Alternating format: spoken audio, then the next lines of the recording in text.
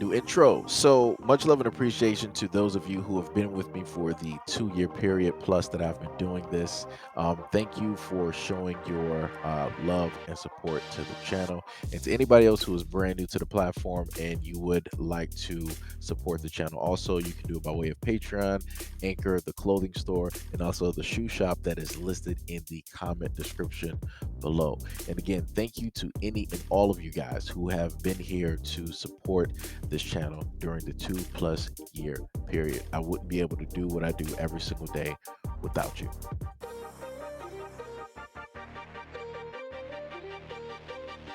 Illinois has just become the first state to mandate that Asian American history be taught as part of its public school curriculum. Governor J.B. Pritzker signed a bill Friday that requires elementary and high schools to teach a unit of American history beginning in the years of 2022 through 2023 school year. Led in part by a nonprofit group called the Asian American Advancing Justice Chicago, is scheduled to go into effect on January 1st. Sociology professor Natasha Warriku, a scholar of racial and ethnic inequality in education at Tufts University, stated that the legislation, in no doubt, is a win, but that is likely to be up to the educators and the community to determine how heavily schools will emphasize the teachings. A lot of the legislation around these kinds of circular decisions are often symbolic. They are signals by legislators of priorities and where they stand about what's important to the state. What's really happening on the ground is going to vary tremendously, depending on the local politics, depending on the staff, and the feelings of capacity on who the student body is. The legislation mandates that the school teaches the contributions of Asian American communities to the economy, culture, social, and political development of the United States, in addition to Asian American civil rights advancements, among other aspects of history. While it says that the state superintendent of education may provide material that can be used as guidelines for the curriculum, the law allows each school board to determine the minimum amount of time required to qualify as a unit of instruction. Woriku stated that schools often aim to ensure that material is taught to a specific standard by including questions about the topic in standardized testing, but that tactic doesn't necessarily account for the depth of the instructions. Quote, some teachers may take it upon themselves to do all of the reading in the summer, to pull together materials, to write new curricular content, but for the most part, we really can't expect that. And that's not really part of the job. If there is training and resources provided, I think that is the best way to ensure that it has an actual impact. Oracle also stated that including Asian American history in curriculum is critical to changing discriminatory perception. Quote, there's research on Asian Americans and it shows that a majority of people are more likely to see Asians as foreign. You see an Asian face, you assume they're foreign.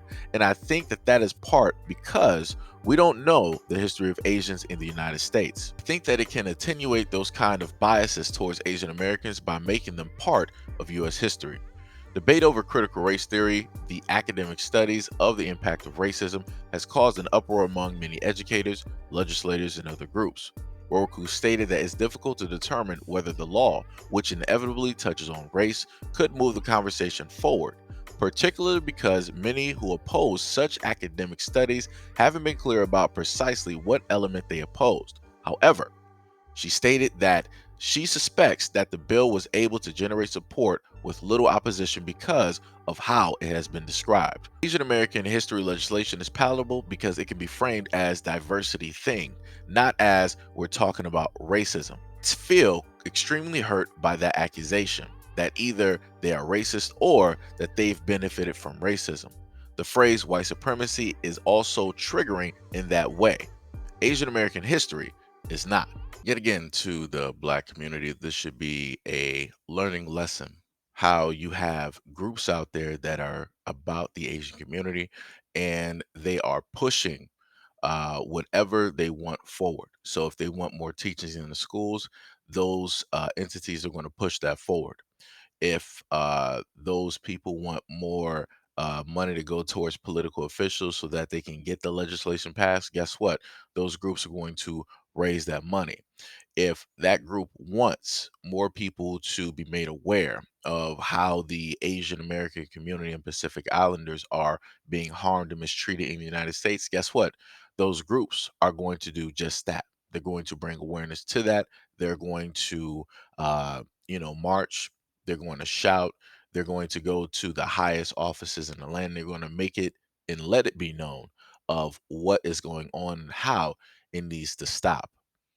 But the main thing that the African American community needs to pay attention to is that at the end of the day, it takes money in order to get any of these things done and or passed. All of these nonprofits, they have money that is going directly from the Asian community directly to those nonprofits to allow them to do the things they're doing in order for them to get the legislations passed so that they can get hate crime legislation passed so that they can stop the discrimination, bigotry, and racism that happens to them by way of the true Americans. Guess what? They're going to raise the necessary capital in order to wave it in front of the faces of these political officials and let them know, hey, we got this $5 million here and we just need a couple of things passed and this is yours.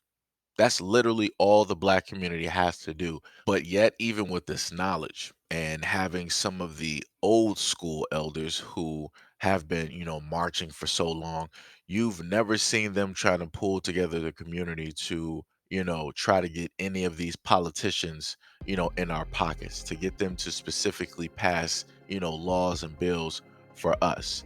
They've never tried to get us, hey, let's raise some money so that we can, talk to the president elect, or let's talk to the vice president elect. Let's try to see if we can get these meetings so that we can get this itinerary directly in front of them in a list of 1, 2, 3, 4, 5, so that we know that when they get into office that these things are going to take place. These things are going to be written down in black and white, and these things are going to change for us. Just think about it.